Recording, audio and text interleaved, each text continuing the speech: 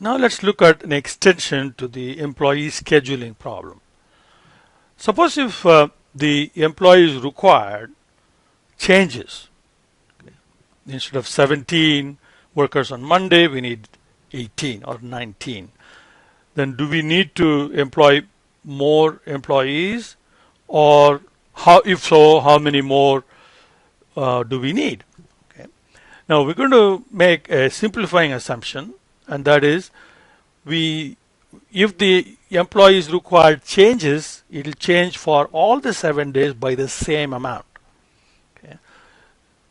With that assumption, okay, let's make changes to the model so we can handle that particular change. So I'm going to insert 2 rows here.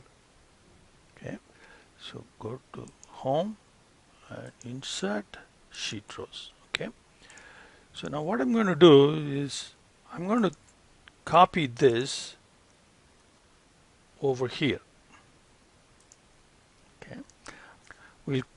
We'll call this employees required original.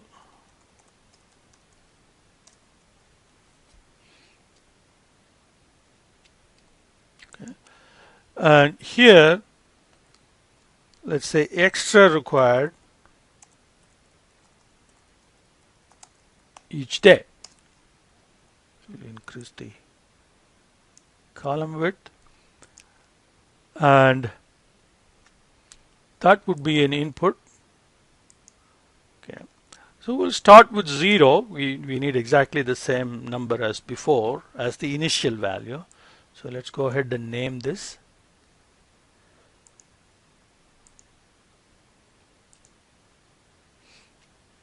Okay.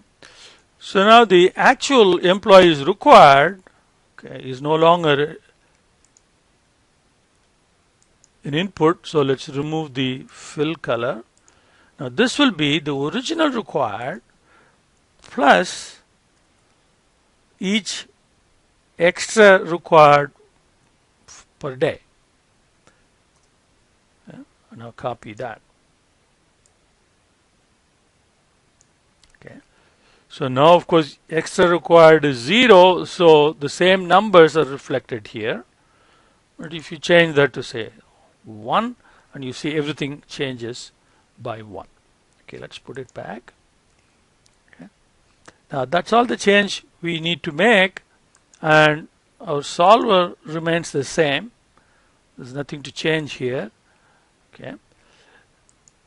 Now what we have to do now is to run solver table.